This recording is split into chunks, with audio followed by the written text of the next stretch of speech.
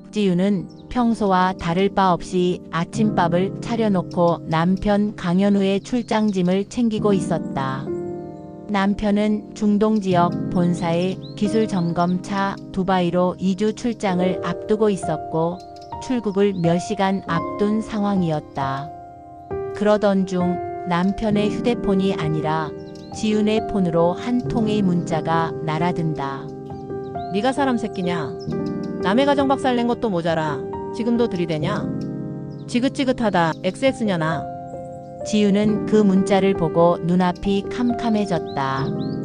발신 번호는 모르는 번호였지만 이건 분명히 누군가 그녀를 향한 증오와 분노를 담은 문자였다. 게다가 단순한 악플이 아닌 불륜이라는 단어가 뼈처럼 박혔다. 그 순간 현우가 뒤에서 말했다. 뭐야, 무슨 문자야? 지윤은 당황한 기색을 숨기며 말했다. 모르는 사람이 실수로 보낸 것 같아. 그냥 스팸이야. 하지만 현우의 눈빛이 달라졌다. 실수로 불륜이란 말을 써? 그 말 이후 둘의 분위기는 급격히 얼어붙었다. 현우는 말을 아끼며 공항으로 향했고 지윤은 떨리는 손으로 문자를 다시 확인했다. 그리고 한참을 휴대폰을 쥔 채로 멍하니 있었다. 그녀는 누구인지 왜 그런 문자를 보냈는지 알 수 없었다. 그 문자 하나로 결혼 30년의 신뢰가 단숨에 갈라진 느낌이었다.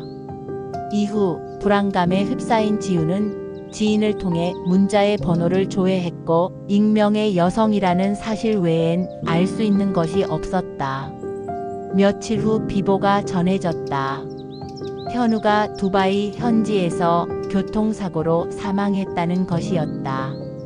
그날 이후 지윤의 삶은 완전히 무너졌다. 오해를 풀지 못한 채 남편을 보내야 했고 장례는 시댁에서 주도했다. 시어머니 오명자는 평소에도 며느리를 탐탁지 않게 여겼던 인물이었다.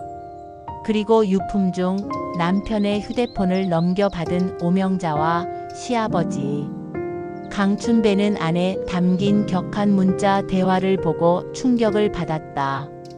당신은 늘 그렇게 의심만 해. 그럼 누가 보낸 문자가 이래? 나 두바이 가는 날 받았다고. 타이밍이 너무 이상하잖아. 나 아니야. 당신만 믿는다고 했잖아. 오명자는 해당 문자 내용을 보고 지윤이 불륜을 저지른 게 분명하다는 확신을 갖게 된다.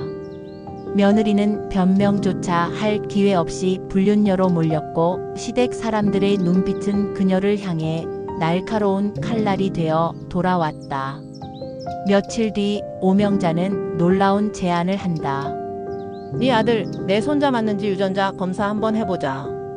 그 말에 지윤은 분노하며 거절했지만 시댁은 몰래 남편의 머리카락 샘플과 손자의 유전자를 대조해 검사를 진행했고 결과는 충격적이었다.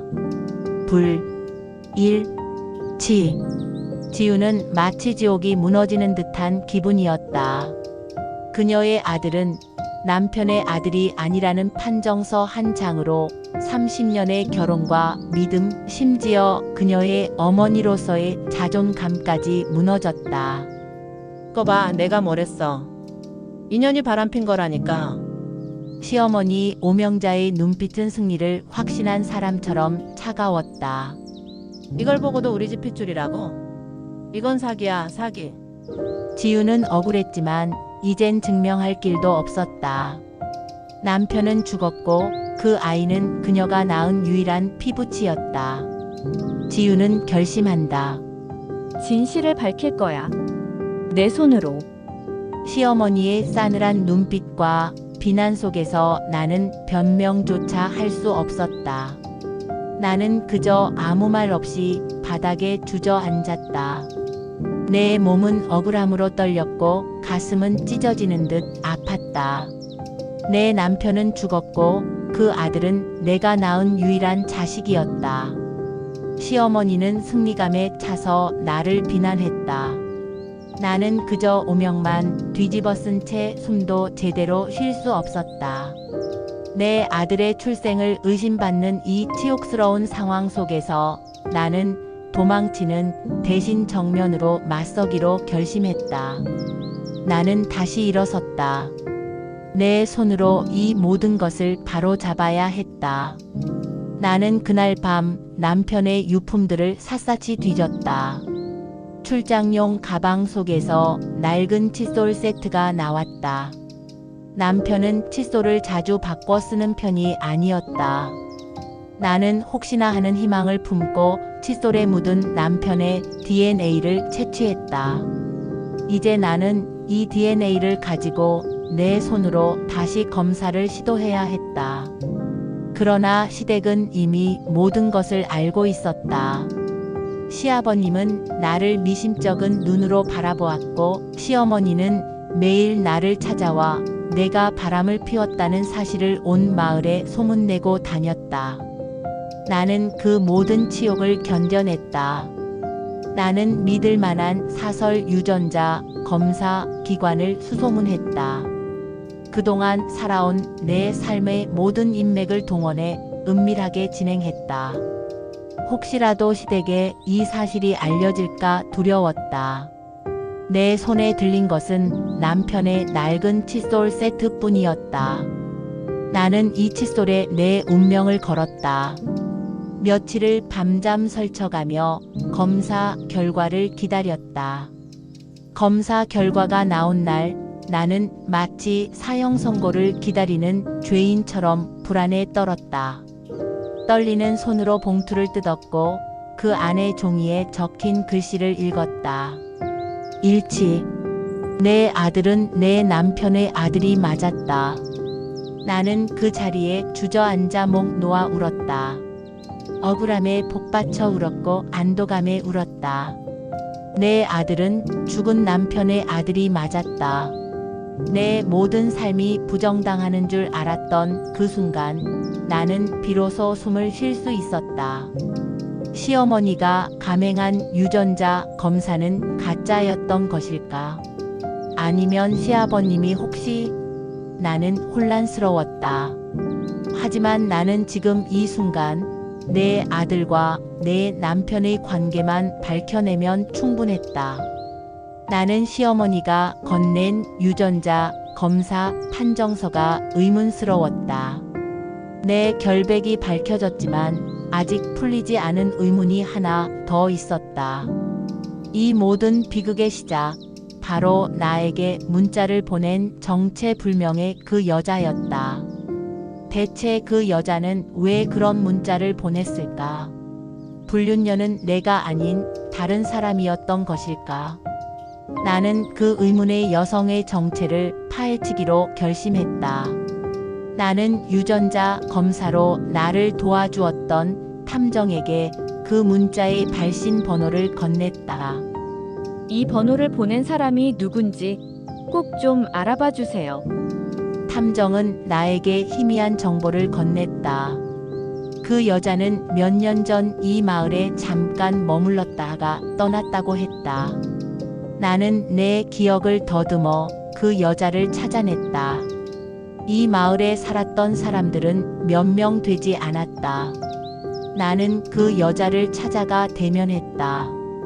나의 심장은 격렬하게 뛰었다. 내 앞에 선 여자는 나를 보자마자 차갑고 경멸 어린 눈빛을 보냈다. 나는 그녀의 눈빛에서 끓어오르는 분노를 느꼈다. 대체 왜 저에게 그런 문자를 보낸 거죠? 제가 누군지도 모르면서. 여자는 내 질문에 차갑게 말했다. 박지윤 씨가 누군지, 왜 그런 문자를 보냈는지 이제 곧 알게 될 겁니다. 그녀의 차가운 눈빛은 내게 충격과 공포를 안겨주었다. 그녀는 내가 아닌 다른 사람을 향해 분노하고 있었다. 그녀의 눈빛은 마치 오랜 증오를 품고 있었던 것처럼 보였다. 나는 그녀의 말에 머릿속이 복잡해졌다. 그녀는 나를 향해 당신이 사람 새끼냐? 라고 말했지만 그 눈빛은 전혀 다른 사람을 향한 증오였다.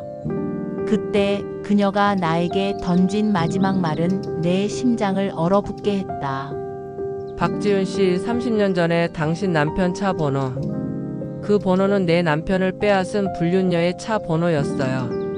나는 그녀의 말에 온몸의 피가 차갑게 식는 것을 느꼈다. 30년 전 내 남편의 차 번호? 불륜녀? 그게 대체 무슨 말이지? 나는 그녀의 말에 머릿속이 복잡해졌다. 그 문자가 나를 향한 것이 아니었다면 도대체 누구를 향한 것이었던 걸까? 그리고 그 진실의 끝에는 어떤 기가 막힌 반전이 기다리고 있을까? 나는 이 모든 미스터리를 풀기 위해 마지막으로 한 사람을 찾아가기로 결심했다. 그날 이후 말수가 부쩍 줄어든 채 홀로 고통스러워하는 시아버지였다. 나는 시아버님께 조심스럽게 2개의 유전자 검사 결과지를 내밀었다. 내가 몰래 의뢰한 남편과 아들이 친자라는 판정서와 시어머니가 내게 건넸던 시아버님과 아들이 친자가 아니라는 판정서였다. 시아버님은 말없이 2장의 종이를 번갈아 보았다. 그분은 한참을 아무 말씀도 하지 않다가 떨리는 목소리로 입을 열었다. 지윤아, 내가 이 모든 걸 알고 있었다. 그의 한마디에 나는 심장이 멎는 것 같았다. 시아버님은 조용히 내게 모든 것을 털어놓았다. 40년 전 시어머니는 나에게 문자를 보낸 그 여자의 남편과 바람을 피웠다고 했다.